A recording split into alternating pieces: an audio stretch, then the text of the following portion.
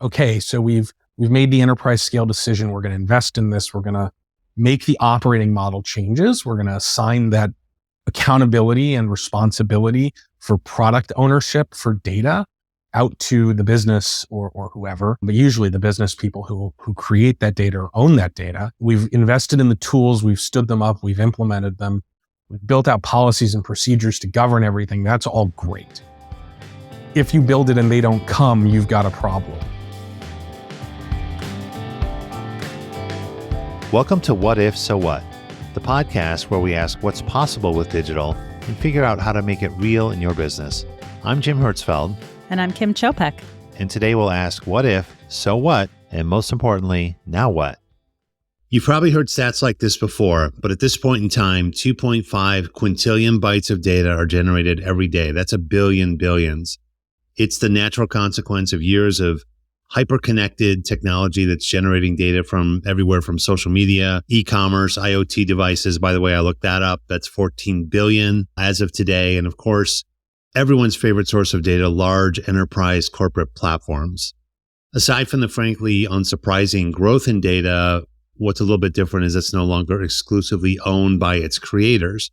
Individuals and organizations are generating and relying on data across a bigger variety of platforms and sources. It's everywhere. People are struggling on how to get it, who to call, and can they trust it? If you go way back to the beginning, early IT or literally data processing would literally print reports. If you know what I mean by a green bar, you just dated yourself. And it stayed that way for decades. But this massive growth in data, it's an even bigger problem, but of course, a bigger opportunity that we want to talk about today. But guess what? It's no longer just an IT problem. So our what if today is, given this explosion in data, is what if you could get the data you need to fundamentally do your job differently on an individual basis? Kim, big promises, a lot of excitement. So what? Yeah, I'm skeptical. We've talked a lot about data with our guests over our episodes, and we always seem to arrive at needing insights over data. And I don't think anyone will argue that. And 20 years ago, 15 years ago, 10 years ago, even today, there are aspects of my job where I can pull my own data and I don't get the insights that I need to do my job differently, let alone change the way I work for the better. So what? Is data management really evolving, or are we just seeing another set of buzzwords? But the good news is, with us today to help us figure this out is Eric Walk, data strategist at Perficient. Eric is going to help us figure out what is new in the data space. And in particular, Eric, I keep hearing this phrase data mesh as the new promise of data democratization.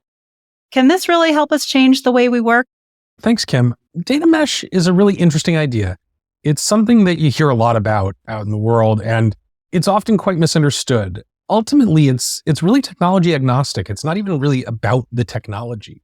It's about the way we work. It's about the way we think about data, and it's about the culture of our organizations and the way we interact with data. As we're thinking about the principles of data mesh, really we're shifting to this product-oriented concept where data is no longer an asset. Data is no longer a burden. Data is not something that sits in a warehouse. It's a product. We sell it.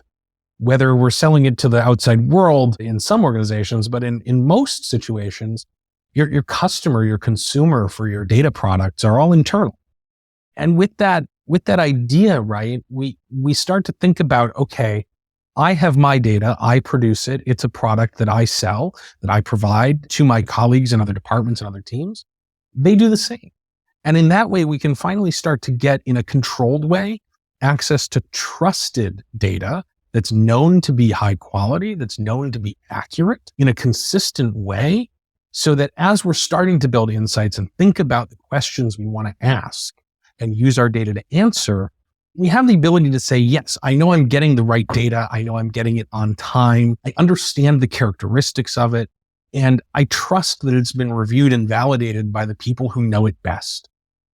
When we start to, think about all of this and the really philosophy of data democratization here, it gets sort of high concept, right? We often start to lose track of what we're really doing. So bringing it back in, the question we ask is, why do I need the data? What am I doing with it? So let's say I want to answer a question about my sales, and I want to know how many customers have purchased a particular product. Did they buy it on financing? When is their payment due?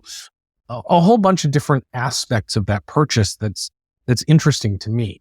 Well, I might be in the sales department. I really only have control over whether that person came in, or the data that shows when that person came in and made a purchase, right? I don't know if they used financing. I don't know when their payments are due. I don't know anything about what happened after the point where they made that purchase.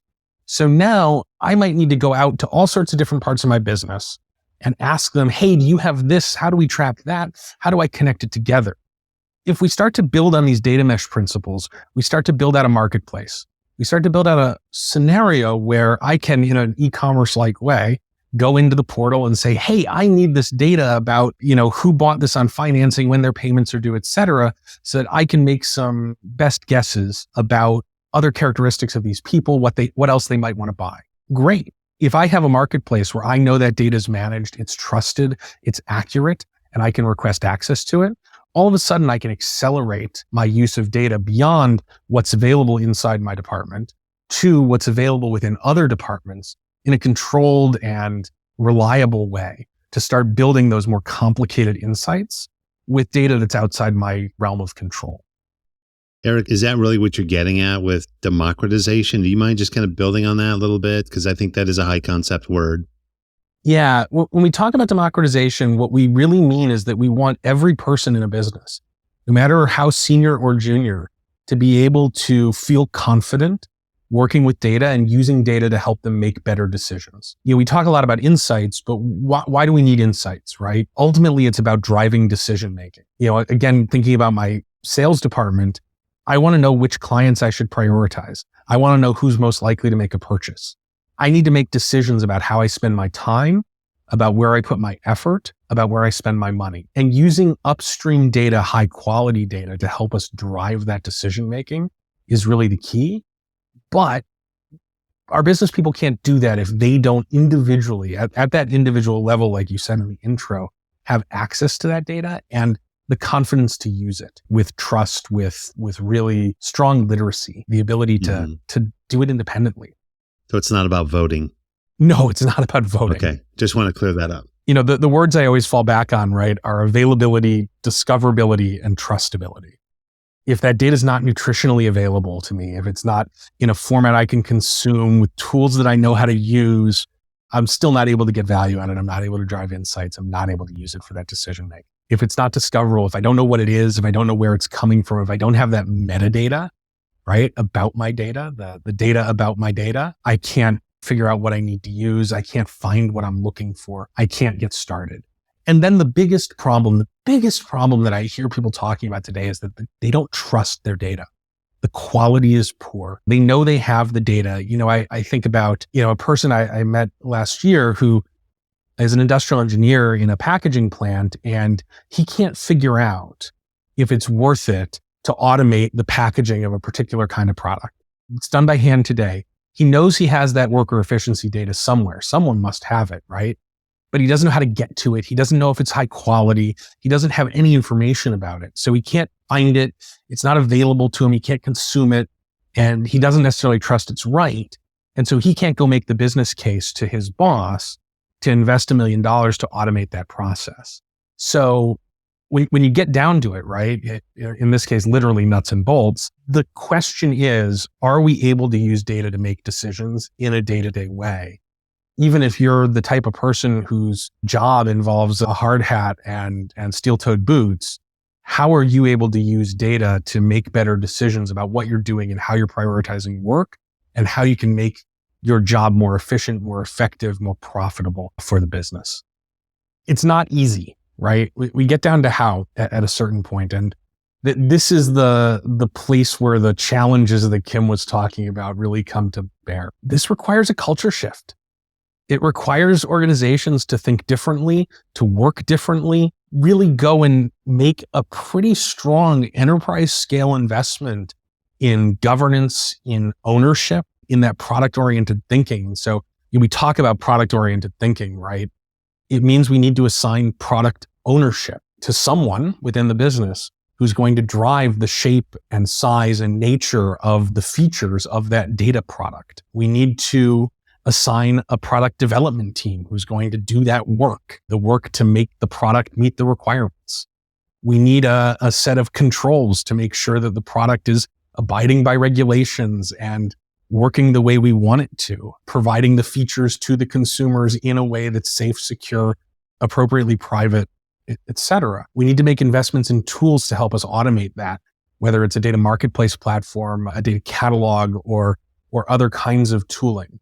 Once you're there, okay, so we've made the enterprise scale decision. We're going to invest in this. We're going to make the operating model changes. We're going to assign that accountability and responsibility for product ownership for data out to the business or whoever, but usually the business people who create that data or own that data. We've invested in the tools. We've stood them up. We've implemented them. We've built out policies and procedures to govern everything. That's all great. If you build it and they don't come, you've got a problem. Adoption is key. Working with our consumers of data, our producers of data, our end users, and really treating them as the customer of a product is a critical piece of the puzzle. I said at the beginning, we want to create that e-commerce-like experience where someone can go in and add data to their shopping cart, right? And use it to start to drive insights with confidence that it's accurate, that it's trustable, that they're going to be able to use it within tools and environments that they understand and they're comfortable with. And in order to do that, we have to really market it. We have to use our change management muscles, our organizational change muscles, our behavioral science muscles to make sure that we're creating journeys for those users that will bring them along and encourage them to do the work. This isn't something that an IT team or an individual business unit can do in a vacuum. It really requires that large scale commitment from our organization at all levels in order for it to really be effective. The other piece of this is we never talk about implementing a data mesh. We don't build a data mesh. We don't make a data mesh. It's a set of principles, a set of ideas, right? We have to tailor the solution, the operating model, the organization model to an organization, to an enterprise, in order to make sure that we get that adoption, that we get that engagement from our employees to really drive the success of this kind of program in the long run. Eric, what I'm hearing too is not just the adoption, but the awareness, which is, I think goes back to the what if, like what could I do? And maybe there's a lot of education on not just what's out there, but maybe a lot of new skills for people is how do they utilize data? Exactly. It's new tools. It's new ways of thinking. It's making sure that people feel confident that they know how to use statistics and do so in a way that they're comfortable they're not lying or comfortable they're not, using those statistics to show something that isn't true. They don't just need to trust the source data. They need to trust the process, the tools, the algorithms that they're putting in place that they're using to drive those insights and make those decisions. Hey, Eric, thanks for the insight. I think it's definitely a different way of thinking. And, just to kind of close this out, we're hearing from a lot of companies every day that they want to become technology companies. We just hear that all the time. How we're using digital to go from this legacy 100-year-old company to a technology company. And maybe the new message, is whether they know it or not, they're becoming data companies. They're generating data. And this is really kind of becoming, everyone's problem. And if you're not sure about that, just take stock of the data that you're creating or consuming, whether you're sending a message, uploading a file, clicking a button, asking for a report. Again, it's ongoing, continued generation of data that may have value we haven't even conceived yet. So I think something for folks to think about. And I was keeping track of the data that we've created today we're about 15, 16 minutes into this. At our capture rate, I'm going to go ahead and put us down for 158 megabytes of data on this episode. And we hope you tune in for more data in the next episode. You've been listening to What If, So What? The digital strategy podcast from Perficient with Jim Hertzfeld and Kim Chopek. We want to thank our Perficient colleagues, JD Norman and Rick Bauer, for our music today. Subscribe to the podcast and don't miss a single episode. You can find this season along with show notes at perficient.com. Thanks for listening.